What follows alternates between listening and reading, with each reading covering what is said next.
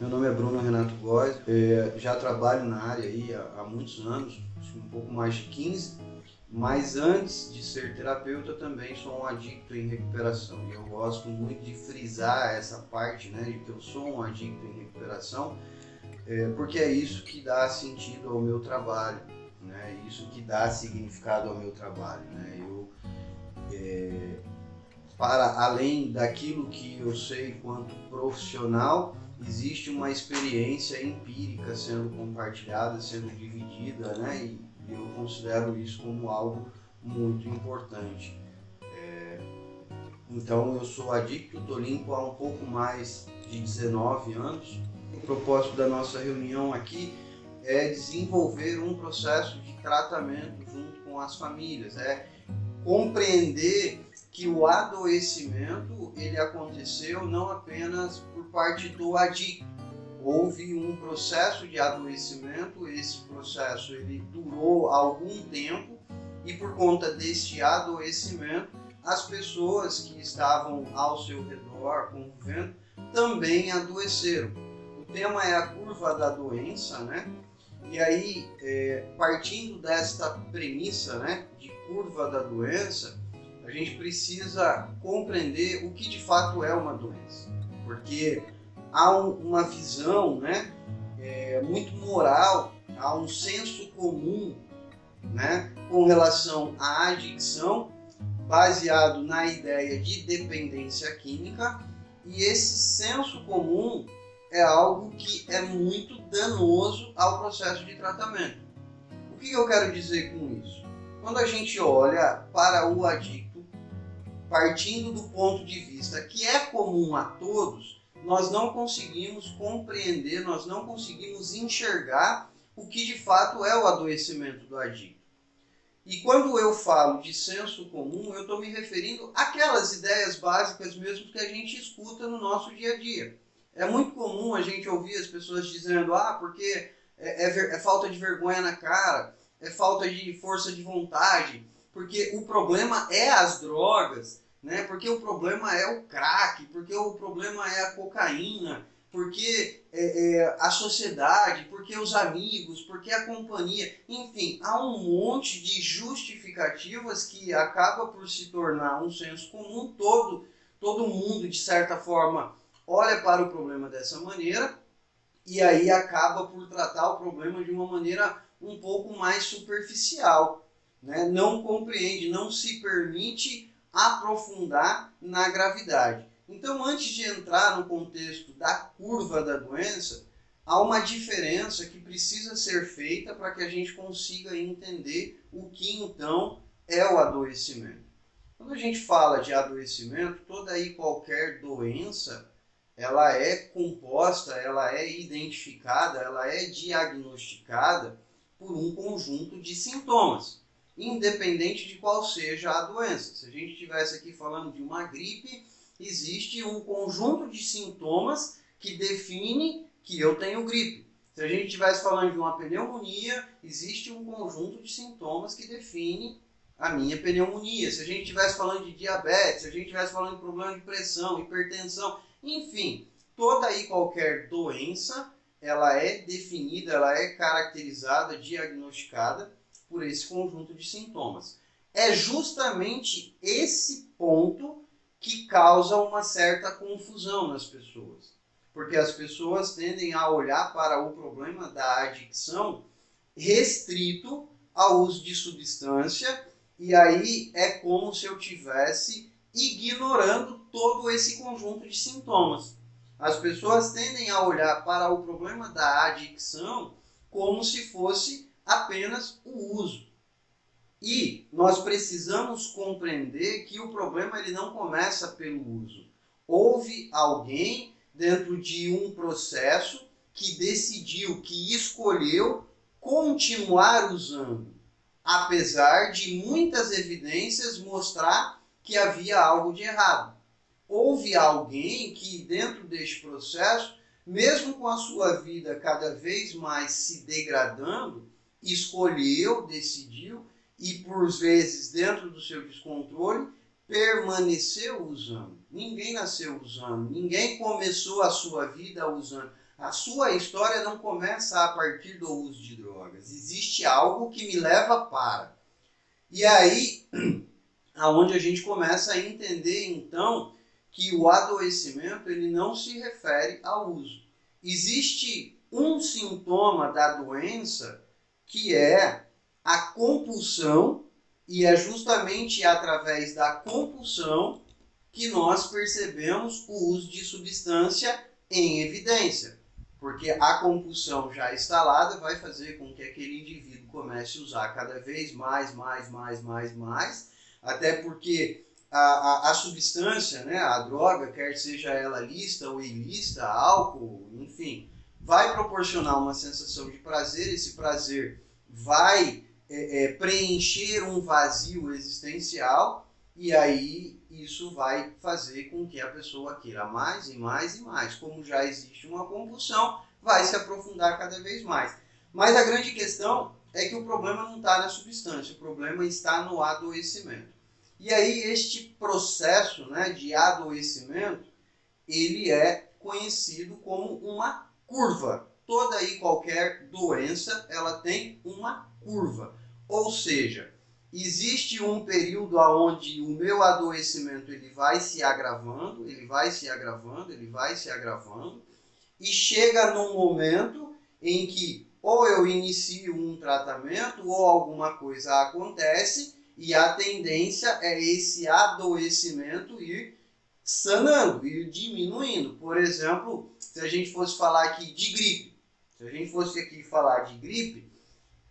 nos primeiros dias os sintomas não são tão pesados. Eu começo a sentir uma leve dor de cabeça, um leve desconforto, o nariz começa a trancar um pouquinho, a garganta começa a arranhar. No segundo dia, os sintomas eles começam a se intensificar, eles começam a ficar mais evidentes. Num terceiro dia, eu já não tenho disposição para ir trabalhar. Então perceba, né? Os sintomas eles vão se agravando e eu vou me aprofundando. Até chegar um momento que eu falo, opa, eu estou doente, e partindo da premissa de que eu estou doente, algo precisa ser feito. No caso, como estamos falando de gripe, ou eu busco um médico, ou eu começo a tomar alguma coisa, ou eu começo a fazer alguma coisa, e aí a partir do momento que eu começo a tomar um remédio, a partir do momento que eu começo a tomar uma ação para que esse problema gripe seja resolvido, o problema não acaba. Existe uma curva que o problema ele começa a diminuir. Então eu começo a tomar uma medicação, eu já não evito ar-condicionado, evito tomar ar gelado, não vou tomar sorvete, os sintomas ele começa a diminuir, aos poucos eu vou eliminando esses sintomas até chegar num ponto onde eu encontro uma estabilidade e já não tem mais gripe. Por isso, o problema aparentemente está resolvido. Então, toda e qualquer doença, ela tem a sua curva. Quando a gente fala de adicção, quando a gente fala de dependência química, né, o termo mais correto é adicção, quando a gente fala de adicção, a adicção ela também tem a sua curva. Não é diferente das outras doenças. Eu já falei aqui outras vezes, mas para quem está participando pela primeira vez, os sintomas da adicção, ele se resume basicamente em 3. Obsessão, compulsão e egocentrismo. Então, de certa forma, os sintomas da adicção é a obsessão, a compulsão e o egocentrismo. Aonde é que a gente percebe esses sintomas? No dia a dia, nos comportamentos, nas relações. Por exemplo, se a gente olhar para o adicto, independente do uso de drogas ou não, nós vamos perceber que há uma característica de um indivíduo mais retraído, de um indivíduo mais fechado, de um indivíduo que muitas das vezes eu escuto frases do tipo assim, é porque ele é muito cabeça dura, é porque ele é muito genioso, ele tem a personalidade muito forte. E na verdade, o que existe é um processo de obsessão. Ele está ali fechado nas suas ideias, fechado no seu mundinho, isolado de todo o resto, e dentro deste momento onde ele está isolado, a linha de raciocínio dele está a milhão, ele está pensando um monte de coisa ao mesmo tempo. Existe um fluxo de pensamento inesgotável e este fluxo ele vai se perpetuando. Para além desse sintoma obsessão, logo se desenvolve a compulsão, mais evidente pelo uso de substância. Mas, se a gente tirar o uso de substância, a gente também vai perceber a compulsão em outras áreas da vida, como na alimentação. Né? Lá na clínica, recentemente, nós começamos a vivenciar um momento onde está quase que todo mundo com sobrepeso.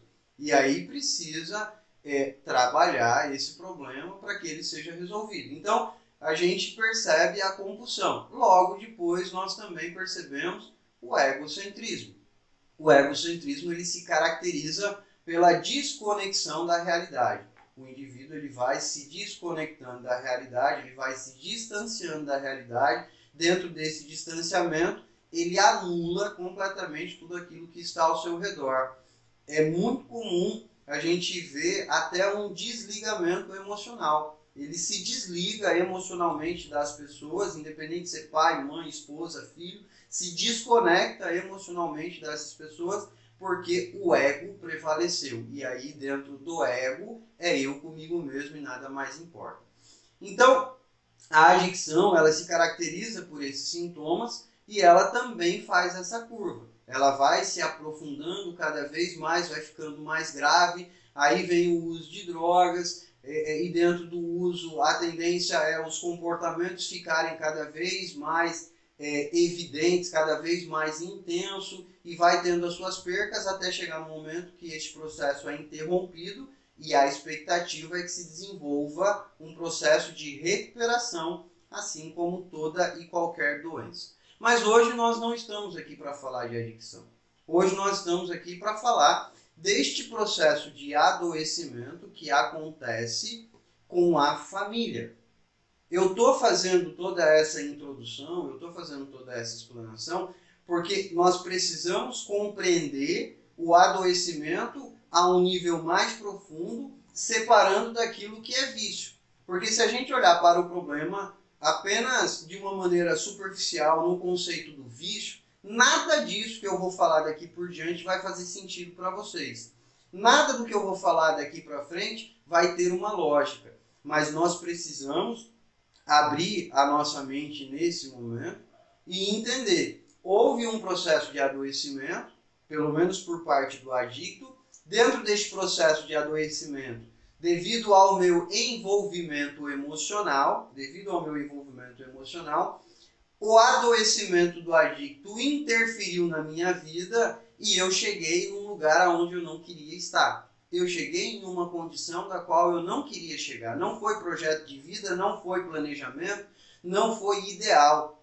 Nenhum de vocês que aqui estão hoje desejou o que está acontecendo hoje para a vida de vocês. Nenhum de vocês que estão aqui hoje em algum momento planejou, quando meu filho crescer, meu sonho é que ele seja internado na clínica Reencontro. Porque quando meu marido ficar mais velho e a gente tiver 10 anos de casado, meu sonho é que ele acabe com a vida dele e caminha também. Não, isso não foi planejado. Isso não foi desejado. Houve um padrão de comportamento disfuncional na vida dele que passou a interferir na sua vida também e dentro deste processo você adoeceu junto com ele. Você desenvolveu um adoecimento que hoje se chama codependência, né? E essa codependência também tem a sua curva exatamente igual à curva do adicto. Inclusive se chama codependência justamente pela semelhança. E aí nós precisamos observar, então, esses sintomas da codependência. Nós precisamos olhar para este processo de adoecimento para que o tratamento ele comece a fazer sentido de uma maneira mais profunda. Para que o tratamento ele comece a fazer sentido de uma maneira mais clara, mais objetiva, não apenas pela sua mera abstinência, e sim pela transformação que nós esperamos, tanto para os adictos quanto para as famílias. Qual é, então, o primeiro sintoma que a gente começa a perceber dentro deste processo de adoecimento da codependência? Qual é o momento em que a gente começa a perceber que há algo de errado dentro da estrutura familiar? Ali no nosso slide, né, eu coloquei a fantasia, a ilusão de controle. E como é que se caracteriza essa fantasia, essa ilusão de controle?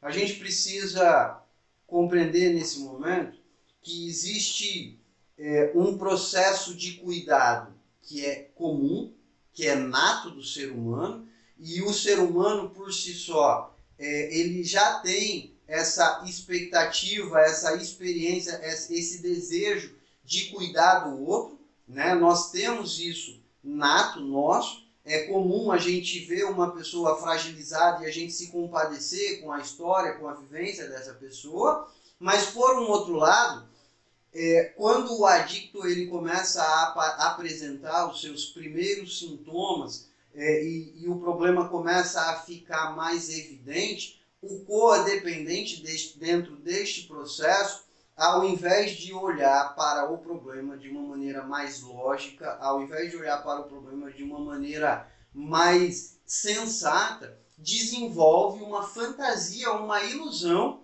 de que em algum momento vai controlar, de que em algum momento eu irei ter algum domínio sobre esse ser humano, para além de ter um domínio sobre esse ser humano, eu vou dominar o problema que ele tem. Neste momento, é muito comum a gente ouvir frases do tipo assim, mas é só uma fase, daqui a pouco passa. É só um momento da vida que ele está vivendo. É porque as coisas são difíceis. O problema é a companhia. Ele se juntou com aquela turminha ali.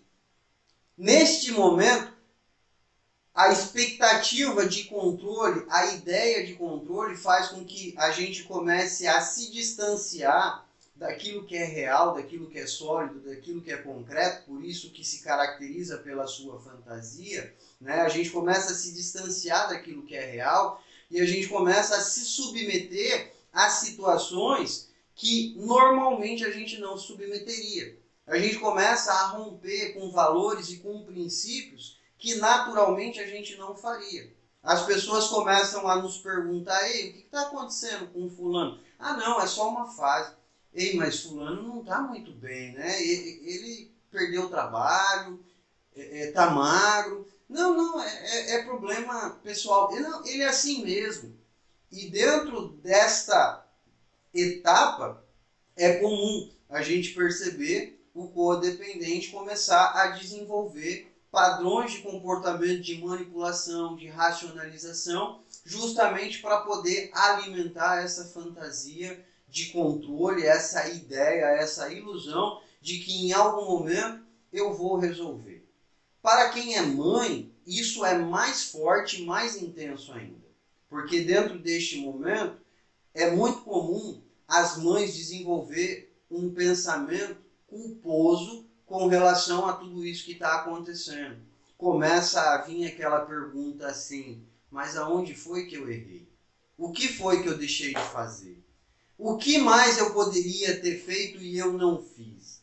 O que é que eu preciso fazer para que esse problema seja resolvido? Dentro dessas perguntas, começa a se instalar um processo de culpa e dentro dessa culpabilização é muito natural cada vez mais eu me envolver dentro deste processo e dentro desse envolvimento eu vou alimentando essa fantasia de que em algum momento eu vou controlar. Passando essa etapa, a gente vai para o segundo controle, para o segundo sintoma. O segundo sintoma ele começa a aparecer nos excessos, nas permissividades, porque já existe uma fantasia de controle, já existe uma ideia de que eu sou culpada e então eu tenho que resolver, porque eu falhei em algum momento, porque não, eu sei, eu conheço, né? E aí começa a vir os excessos e as permissividades. Aonde é que a gente enxerga esses excessos e essas permissividades? Quando começa as barganhas. Então faça isso que eu te dou aquilo. Não, termine a faculdade pelo menos, que no final eu te dou um carro.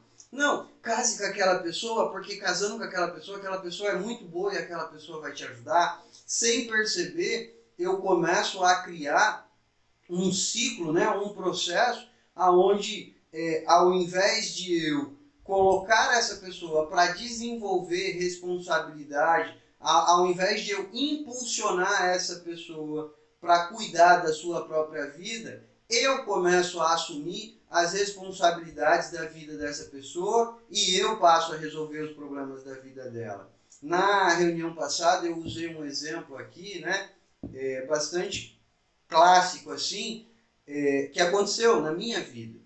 Quando eu era criança, né, acho que eu tinha ali uns 8, 10 anos de idade, 12 anos de idade, minha mãe me dava dinheiro para eu ir na padaria buscar pão.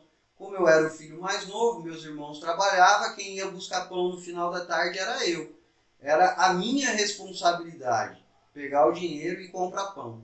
Quando a adicção começou a se instalar na minha vida e os comportamentos começaram a ficar mais evidentes, o que é que aconteceu? A minha mãe me dava dinheiro para comprar pão, eu não ia comprar pão, eu ia fazer outras coisas. E aí eu gastava o dinheiro do pão, não voltava para casa e quando voltava, voltava sem o pão e sem o dinheiro.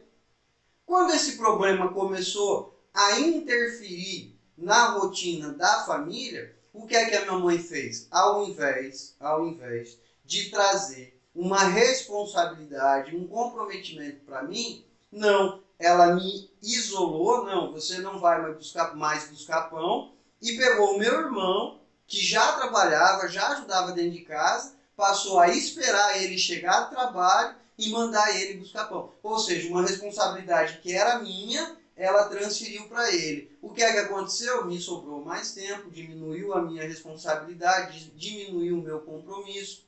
Então, eu não estou usando esse exemplo aqui para dizer assim, minha mãe é culpada. Não, não é disso que se trata. Eu estou me referindo aqui ao processo de adoecimento, dentro dos excessos e das permissividades, aonde eu começo a exceder aquilo que deveria ser comum, deveria ser normal, aonde eu começo a romper com os limites que um dia fez sentido, que um dia valeu a pena na minha vida, eu começo a abrir mão desses limites e dentro deste processo onde eu começo a deixar de lado os meus limites, começa a vir a permissividade. Logo depois, mais adiante, começa a aparecer os descontroles e os abusos. Aonde é que está esse descontrole? Esse descontrole ele aparece quando eu começo a deixar de cuidar da minha vida. Eu passo a cuidar de uma maneira tão integral da vida do outro que eu passo a me anular completamente. Eu passo a me anular e dentro deste processo de anulação, eu passo também a abusar das coisas. Eu passo a ir para um extremo a ponto de romper muitas das vezes com as relações. Eu passo a ir para uma condição de descontrole tão grande que eu já não vou mais para um salão de beleza, eu já não me importo mais com a minha própria vida, eu já não me importo mais com a minha saúde, com o meu bem-estar, já não dorme, já não se alimenta, já não se cuida, já não compra mais nada para si. Parece que o mundo passa a viver ao entorno do adicto. Dentro deste processo, o mundo tem que se adequar. E aqueles que não se adequam ao adicto também já não faz mais parte da minha vida. Aquelas pessoas que se aproximam para dizer assim, ei, tá tudo errado, essa pessoa já não serve mais para participar da minha vida. Essa pessoa já não me interessa mais e eu passo a ignorar completamente. É muito comum a gente ver este problema dentro das famílias.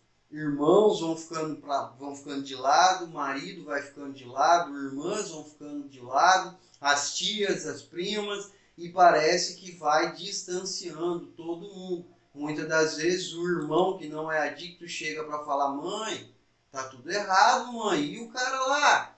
Quando é que vai mudar? Quando é que alguma coisa vai ser feita? E a mãe, por sua vez, fala, não, deixa ele, porque se a gente contrariar, ele vai usar droga. Não fale isso com ele não, porque senão ele fica nervoso, ele fica estressado. Não cobre isso dele não. Parece que se cria um mundo onde o adicto é o centro e o que estiver ao seu redor tem que se adequar. Se não se adequar, é ignorado, é isolado. Então, o descontrole, ele se caracteriza dentro deste processo onde eu perco o senso, a noção daquilo que deveria ser básico, o cuidado próprio. Aquilo que deveria ser o mínimo, eu me cuidar, eu poder estar bem para que então eu possa ajudar alguém. Né? A gente às vezes brinca lá na instituição, quando chega uma família para internação, no final, quando eu vou ali me despedir da família, eu sempre falo assim, agora é momento de vocês se cuidarem. Agora é momento de vocês irem viver a vida de vocês. Às vezes eu vou até mais longe, às vezes eu digo até assim, ó, se voltar aqui da próxima vez com o cabelo bagunçado, sem pintar a unha, sem fazer uma maquiagem, não entra. E essa brincadeira, na verdade, ela tem um fundamento. Ó, tá na hora de você olhar para você. A sua vida está passando. Os seus problemas estão aí e você está deixando de lado. Neste momento, ele está sendo cuidado. Neste momento, existe uma estrutura que está cuidando dele. E você? Quem é que está cuidando de você? E você? O que é que você está fazendo por você? Eu escuto, inclusive, muitas vezes as famílias, né? Num dia de ligação, na segunda-feira, pergunta, e aí, tá tudo bem? E aí, quando eu digo, tá tudo bem, aí a família fala, então agora tá tudo bem. Se ele tá bem, está tudo bem. Um monte de problema caindo na cabeça, tudo de ponta cabeça, conta atrasada, um monte de dívida que ficou para trás, a vida está toda de ponta cabeça, não consegue dormir, não consegue descansar, não consegue se alimentar, uma ansiedade enorme, mas insiste na ideia de que se ele está bem, então está tudo bem, então os problemas acabaram. Né? Então, o descontrole, os abusos, ele se caracteriza pela ausência de mim mesmo. E aí, no final desta curva, o que é que a gente encontra? O isolamento, o desespero, porque já não há mais saída. Esse isolamento, esse desespero, ele se concretiza quando vocês batem lá no nosso portão. Todas as alternativas se esgotaram, não tem mais opção, todos os recursos acabaram, infelizmente chegou num ponto que não tem mais o que fazer. Já não tem mais relacionamento social, já não vai mais para as festas em família, a vida já virou de ponta cabeça, a família já está toda desestruturada, já foi um para cada lado, já tem cada um pensando de uma maneira diferente e chega ali na frente e é um caos total. Este momento, né, de chegada na instituição é muito claro o desespero e o isolamento. Restou só vocês com o adoecimento de vocês e mais nada. Por sua vez, o adicto com sua adicção e a família com a sua codependência. Já não consegue mais nem ter vontade própria. O único que prevalece é o adicto e nada mais. A partir desse momento, se a gente olhar para o problema de uma maneira superficial, como eu falei lá no começo, é muito natural eu acreditar que agora que eu passei do portão para dentro, o problema acabou. E muitas pessoas, muitas famílias, inclusive, pensam dessa maneira. Ah, não, porque agora ele foi para dentro da clínica e o problema está resolvido. Ah, não, porque agora que ele foi para dentro da instituição, está tudo resolvido. Ele parou de usar droga, acabou. Ah, agora a vida dele vai para frente. Inclusive, eu escuto muitas vezes as famílias dizendo assim, agora ele vai voltar a ser aquilo que ele era. Agora ele vai voltar a ser aquilo que ele era. Sem sequer compreender que voltar àquilo que eu era vai me trazer exatamente os mesmos resultados que eu sempre tive. Então não faz sentido voltar a ser aquilo que eu era. Voltar a ser aquilo que eu era já foi, deu errado, não funcionou. Então não é para voltar a ser aquilo que era. É aquilo que vai ser construído daqui para frente a partir do novo. A partir de agora. E aí, dentro deste momento, a gente precisa compreender que, como toda e qualquer doença, não é porque eu interrompi algo que o problema está resolvido. Não é porque ontem eu estava morrendo de gripe na cama, com febre, com dor no corpo, com dor de cabeça, com o pulmão carregado, que eu tomei uma dipirona, que hoje eu vou acordar zerado. Não vai ser assim. Muito pelo contrário. Eu vou tomar um remédio, mas amanhã ainda haverá alguns sintomas. Amanhã ainda haverá alguns resquícios daquilo que se instalou. E quando a gente fala de adicção, o que é que acontece quando interrompe o processo de uso? O que resta são os padrões de comportamento de um indivíduo adoecido. Os sintomas da doença, obsessão, compulsão e ego, eles vêm para a evidência. Porque até então existia um uso de substância que colocava uma cortina na frente disso. Eu não conseguia enxergar isso porque o indivíduo estava todos os dias se entorpecendo. Agora tirou o entorpecimento, o que sobrou é um indivíduo obsessivo, compulsivo e egocêntrico. É só a gente olhar para as listas de agradinho, é só a gente olhar para as relações que se constroem numa ligação, num dia de visita, é só a gente olhar para a preocupação deles lá dentro da comunidade, nos momentos de atendimento, o descontato com a realidade dentro de uma anamnese, quando a gente pergunta, ei, como é que era o seu relacionamento com sua família? E ele vira para mim e fala assim, meu relacionamento com a minha família era muito bom, eu amo demais meu pai, minha mãe, minha irmã, minha esposa, eles me amam demais também. E o cara anula completamente tudo que aconteceu, todas as noites de sono que foi perdida, todos os estresses, todos os problemas, filho que já não vê há mais de anos, pensão que não é paga. O cara anula tudo isso e tá tudo bem. Tá tudo bem. E aí, dentro deste processo, para com a família também não é diferente. Dentro deste momento, quando a família vai ali para a instituição e deixa o residente, né, o seu ente querido, para este processo e a família volta para casa sem nada, a vivência, o próximo passo, o que é que vai restar disso, é a mesma coisa que acontece com o adicto quando ele para de usar droga. O que resta disso são os sintomas. Ao invés de voltar para casa para relaxar, ao invés de voltar para casa para iniciar um processo, ao invés de voltar para casa para colocar a sua vida no lugar, volta para casa para ficar ansioso, para ficar pensando no cara que está lá na clínica, volta para casa para ficar angustiado, inseguro, com medo, pensando 24 horas por dia o que será que ele está fazendo nesse momento. Será que vai dar certo? Será que não vai dar certo? Será que eu vou conseguir? Será que eu não vou? Será que ele vai funcionar? Será que ele não vai? E dentro deste processo a família começa a viver a abstinência daquele indivíduo que fez parte do seu processo de adoecimento. Do mesmo modo que lá dentro da clínica o adicto ele vive a abstinência da substância, o corpo começa a gerar reações dizendo, ei, está faltando alguma coisa, a família, por sua vez, também começa a viver esse processo de abstinência. Ei, está faltando alguém aqui para eu me preocupar. Ei, está faltando problemas aqui para eu dar atenção. E isso gera uma ansiedade, isso gera todo um estresse dentro deste momento.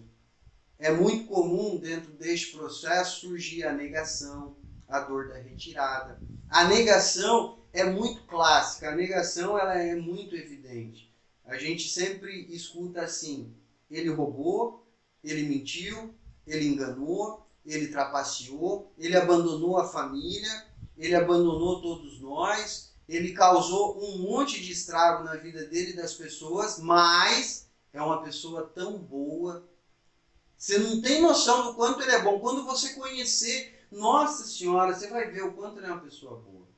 E eu não estou aqui para entrar no mérito de que é ou não é uma pessoa boa, porque a questão não é essa. A doença não escolhe quem é bom ou quem é ruim.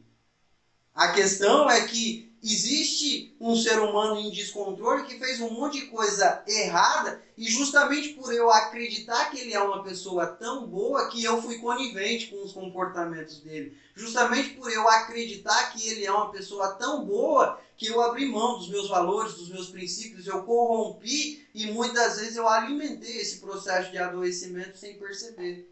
Na expectativa de que existe um controle, de que em algum momento eu vou resolver porque a culpa é minha, né? E então o processo de negação ele começa a aparecer quando aparece a abstinência. Não, mas o caso dele não é tão grave assim. Ainda bem que ele não usa crack.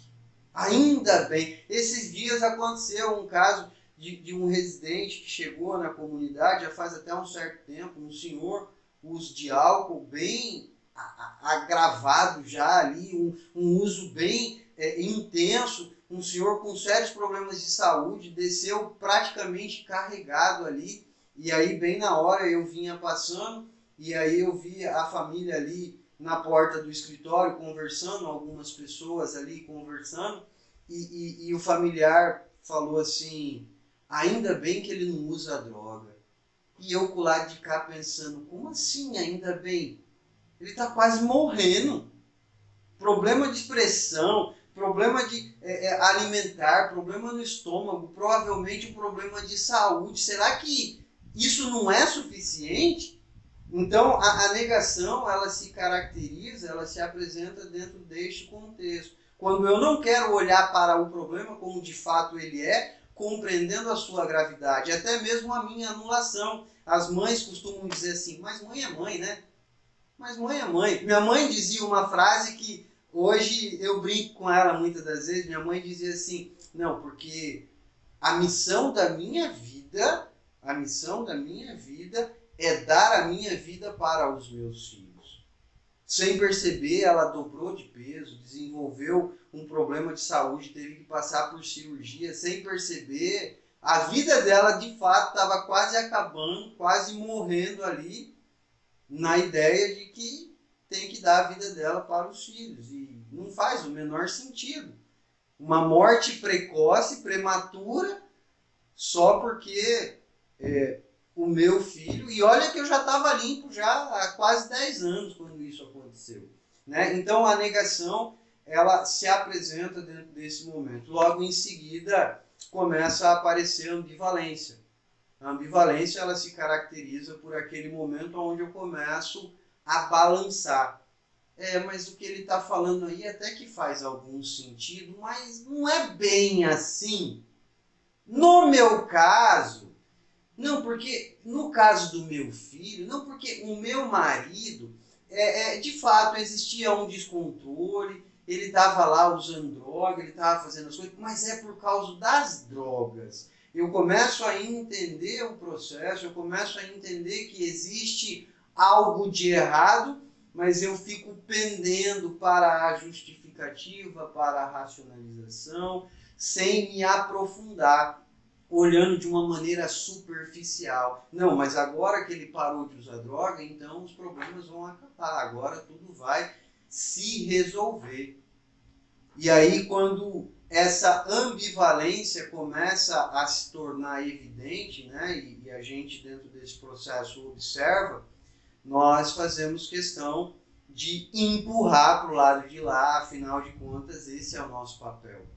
Conduzir para que o processo vá em direção a um caminho de recuperação.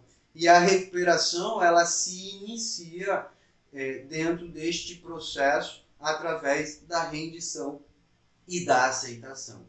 Aonde é que reside a rendição e a aceitação? A rendição ela parte da premissa de que eu não consegui, eu não dei conta, eu precisei de ajuda. Eu não consegui resolver esse problema, muito menos o meu problema. A minha vida de fato se descontrolou e eu cheguei no fundo do poço. E agora, pelo fato de não ter conseguido, pelo fato de não ter tido sucesso, ter chego ao fundo do poço, isso não faz de mim uma pessoa melhor ou pior do que alguém, não é esse o mérito, né? Não é esse o caminho, não é esse o propósito, e sim entender qual é o local que eu estou, né? Pelo fato de não ter conseguido, por ter de fato instalado um descontrole na minha vida, eu preciso de ajuda. E aí, quando eu preciso de ajuda, eu aceito a ajuda que vem. Eu aceito a ajuda que surge dentro deste processo. Eu não questiono, eu não debato, eu não fico botando interrogações, eu não fico procurando respostas aonde não tem, né? Eu escuto muitas vezes as famílias me perguntando assim, mas eu queria tanto saber por que ele começou a usar. E esse momento já foi, já passou, não vai mudar nada eu descobrir quando ou por que ele começou a usar. Não vai fazer diferença nenhuma, não vai interferir em nada. O problema é aonde eu estou hoje. A minha vida se descontrolou e eu preciso de ajuda. É deste ponto que nós precisamos partir. E aí então chegamos num momento de liberdade. Liberdade de fato poder viver a minha vida não mais determinada por um padrão adoecido. Muitas das vezes as famílias se preocupam, né, em se adequar para o adicto, porque se eu não estiver adequada a ele, ele vai se descontrolar, ele vai usar, quando na verdade o processo ele deve ser ao contrário, é o adicto que tem que se adequar, não eu me adequar a ele. Quando na verdade eu preciso ser quem de fato eu sou de verdade ou quem eu deveria ser. Muitas das vezes as pessoas me perguntam assim, porque vai ser dia de visita e como eu devo me comportar? Como eu devo agir? Você deve agir da maneira que você é. Menos se preocupando em se adequar para que ele fique satisfeito com a sua presença. Menos rompendo os seus valores e os seus princípios. Menos abrindo mão daquilo que mais importa. Certa vez uma família me perguntou assim, Bruno, meu filho quer fumar, ele fuma, e eu não sei se eu devo dar cigarro para ele ou não. E aí eu respondi assim, olha só, não sou eu que vou comprar o cigarro, não é na minha casa que ele vai fumar, não é a mim que ele vai incomodar, por que é que você está me perguntando isso? Aí ela me falou, porque eu queria saber a opinião de um terapeuta. Aí eu disse para ela assim, certo, e se eu falar para você que ele deve fumar, você vai abrir mão de todos esses valores só porque um terapeuta falou que ele deveria fumar? Você vai abrir mão de todos esses princípios que são importantes para você a troco de uma possível recuperação? E você está onde nessa história? É a sua casa, é os seus valores, é os seus princípios. Você passou uma vida toda abrindo mão disso. Não faz sentido continuar abrindo mão disso para que o processo de recuperação aconteça. Afinal de contas, se eu continuar abrindo mão disso, muito provavelmente o processo de recuperação não vai acontecer, porque foi abrindo mão disso que o processo de adoecimento se instalou. Então, para finalizar aqui a minha fala, eu gostaria, nesse momento, de lembrar vocês que, para além de tudo aquilo que acontece na instituição, tem vocês nessa história.